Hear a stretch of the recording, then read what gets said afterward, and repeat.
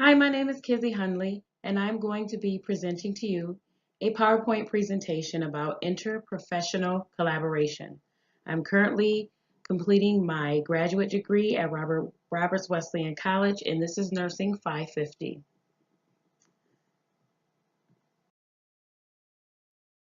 Defining interprofessional collaboration. Interprofessional collaboration is a negotiated agreement between professionals which values the expertise and contributions that various healthcare professionals bring to the patient care. That is defined by Franklin et al. In 2015. It is also most effective when there is good communication and value for diverse options among the team members.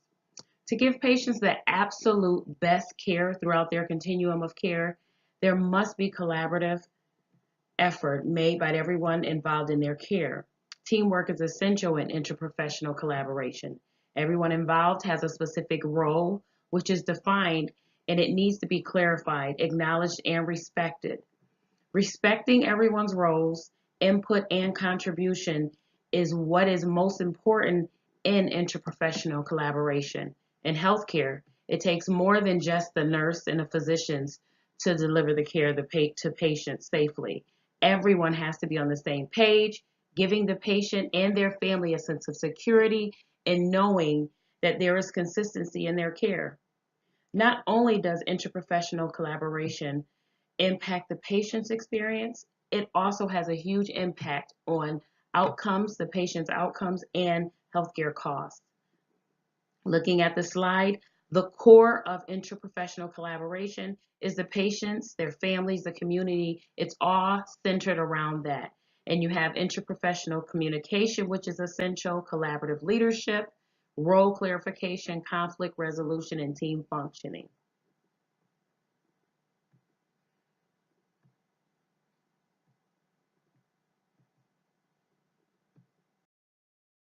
Significant healthcare concerns.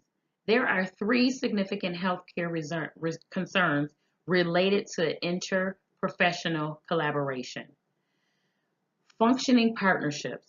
You cannot have a functioning partnership if you don't have effective communication, if you don't have a mutual respect with sharing of information for the patient. Everybody in the team they have the same goal. The goal is to ensure that the patient has safe quality care. So allowing for people to bring whatever they have to bring to the table to be more effective and efficient as a team is very important. And that contributes to a successful functioning partnership. Patient safety is also a significant healthcare concern simply because there are risks for medication errors, fragments in care. We miss out on things because you're not speaking and communicating effectively together as a team.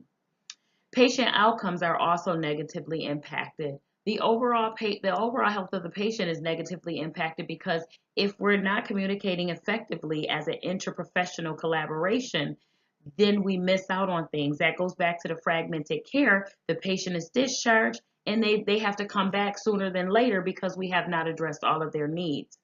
Also, patient satisfaction and experience is affected because the patient's experience turns out to be negative if we're not collaboratively working together and respecting what each of us have to bring to the table to take care of the patient and provide high quality care.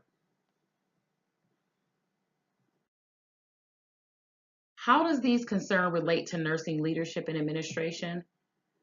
Easy. Trust, partnership, sharing, harmony, networking, collaboration, support, and work, they all go together to create teamwork. Nurse leaders are responsible for creating an environment of collaborative problem solving and decision making with all members of the patient care team. Engaging doctors, nurses, and other caregivers in shared ownership of the patient care experiences is using concrete dialogue across the roles. Nurse leaders are the hub of all things related to the patient care, providing experience, guidance, and support in 100 different ways.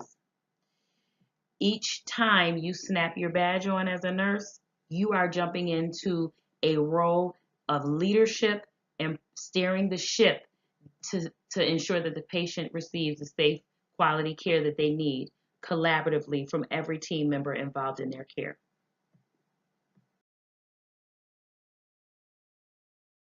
Evidence-based change. My proposed evidence-based change proposes the implementation of a conceptual model of learning needs for medical surgical nurses caring for mentally ill patients. The objective of this evidence-based change in practice is to ensure that all individuals involved in the care of psychiatric or behavioral health patients admitted on units have the resources, knowledge, and skills necessary to care for that particular patient population. Doing so will ensure high quality of care for this population of patients. The program would involve the implementation of education and training in the areas of behavioral health and mental illness literacy, skills competency development, preceptorships, mentorships, the completion of those competencies, having nurses actually go and be in a behavioral health setting and obtain competencies and complete them in those areas so that when they do have those patients admitted to their clinical care areas, they're familiar with their cares. Also providing them with mentoring and supervision for continued resources and sustainability of this particular program. Having a behavioral health specialist, the nurse as a clinical liaison, to be that bridge for these nursing staff members who, although they may be trained in these areas, may not have the level of comfort yet in taking care of these patients. Education of training of medical surgical nursing staffs will better prepare them for providing safe quality care to the behavioral health patient. It not only helps them be prepared, but they have a boost of confidence, and it helps to dismantle the fears that are associated with the negative stigmas that we all have and perceptions we have related to caring for behavioral health and mentally ill individuals.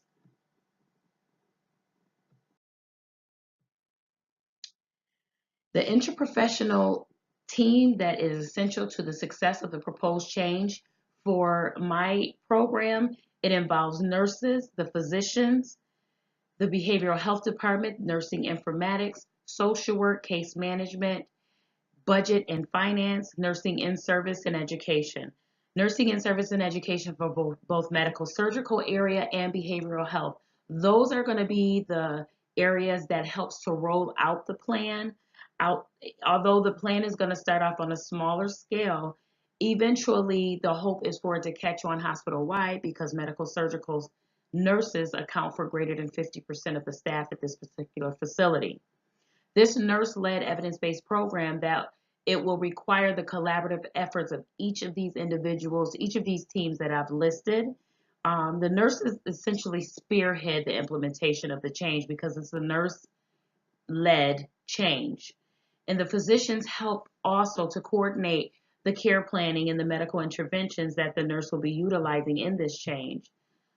And social work will help to ensure that throughout the continuum of care, there is a consistent, maintained function of teamwork and ensuring that the patient is getting everything that they need for not only their hospitalization, but also when they're discharged into the community. The budget and finance will help to create a sustainable budget that is realistic and within our means. Behavioral health department, again, will be working closely with the medical surgical team to assist in not only mentoring and supervising, but also providing that liaison for us for support.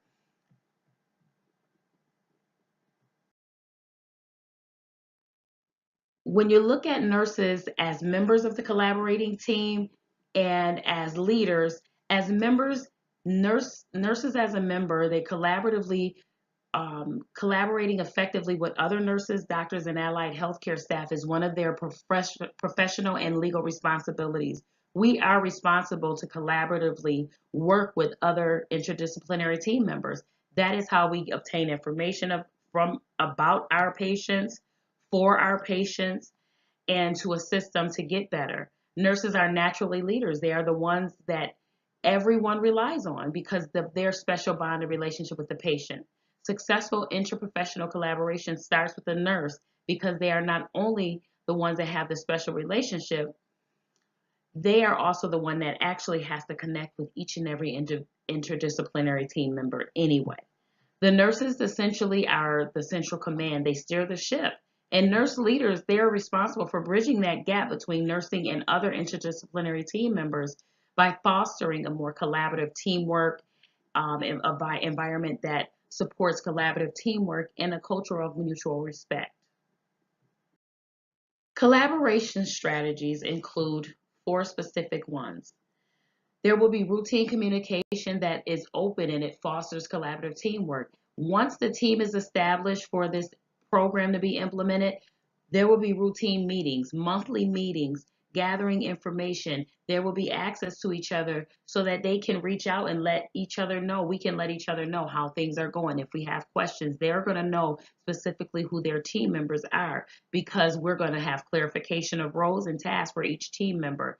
Just as in a previous slide, each person involved in the interprofessional collaborative team will be responsible for their part, and that role will be specifically clarified. So not only does that team member know, but everyone else in the team also knows. Ensuring that there is access to needed resources.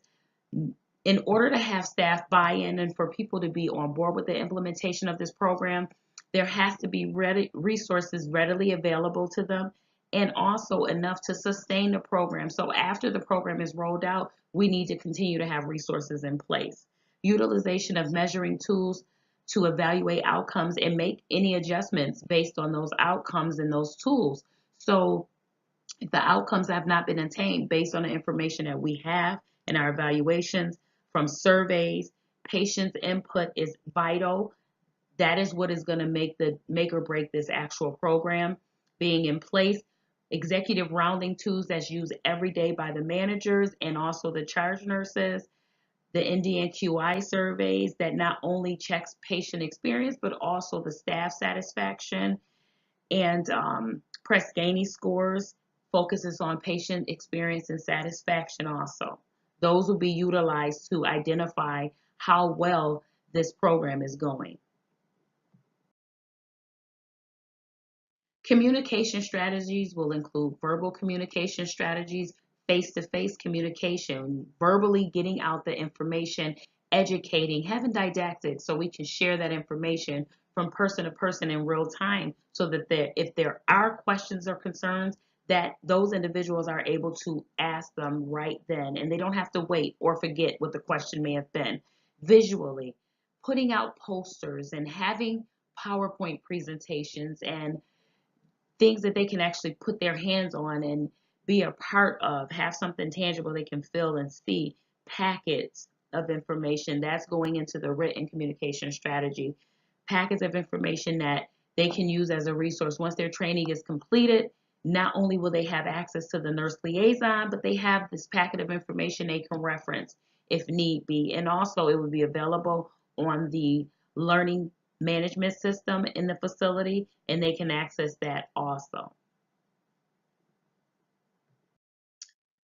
Significant points that were identified: cooperation, equality, collaboration, and sharing.